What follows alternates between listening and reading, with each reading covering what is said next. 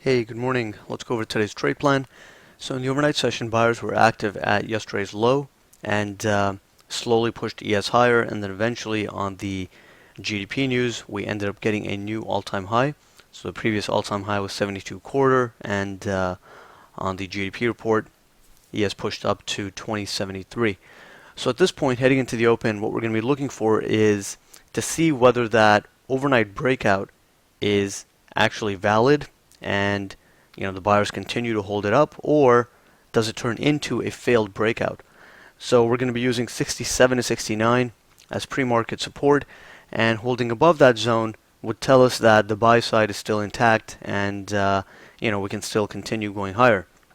On the downside, if we break below 67 to 69, that would be the first red flag that this is turning into a failed breakout, and in that case we can actually push down into the 60.75 to 61.75 area and fill the gap and naked VPOC down there, and still really have potential to go even lower. But if the volume remains as light as it's been overnight, so far we've seen volumes running at about 50%, so about half the usual volume.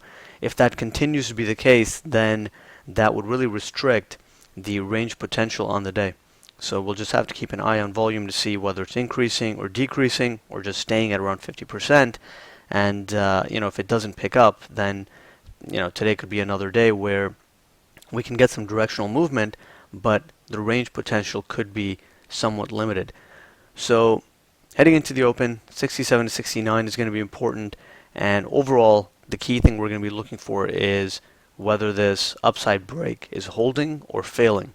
If it starts failing, then we need to be careful on the long side because, in that case, 64 to 65 half may not really hold anymore, and we could set up to go down to 60.75 to 61.75.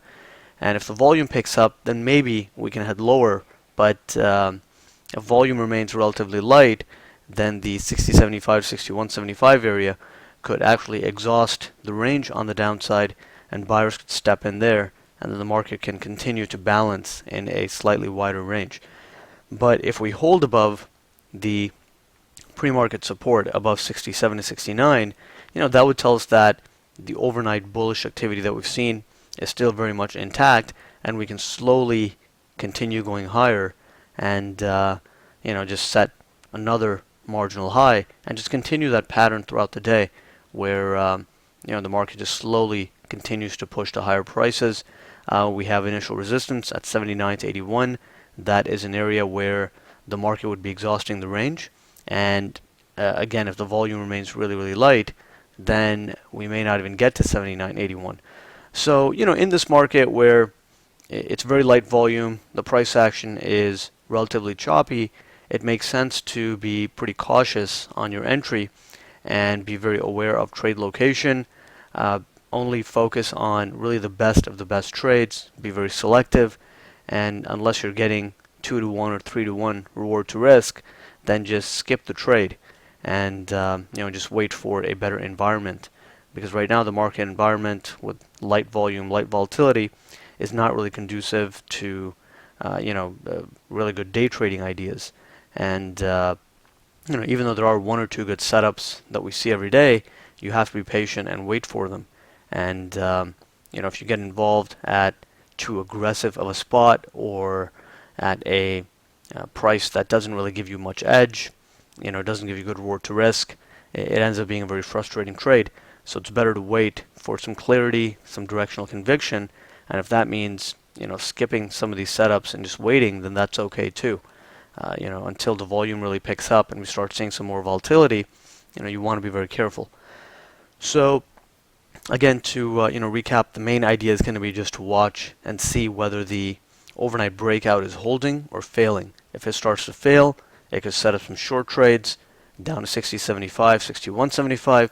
If it continues to hold and 67 to 69 hold, then we could just chop or balance at some of these higher prices and continue to print a new all-time high. So those are our main ideas heading into the open. On the econ front, we have consumer confidence at 9 a.m. Central. Aside from that, no real major econ report due today, and then a lot of econ reports due tomorrow ahead of the holiday. So I think tomorrow is probably going to be the best day of the week as far as day trading goes. And today, we're expecting it to be better than yesterday, but we do need to see that pick up in volume. Looking at the other markets, TF is at an inflection point. It's at a previous range high, and at this point, again, similar situation. Either TF breaks out and continues going higher, or finds sellers here at the top of the recent range, and we get a failed breakout, and very similar situation in NQ as well. So those are our main ideas. Let's see how well the buy side holds it up this morning, and we'll take it from there.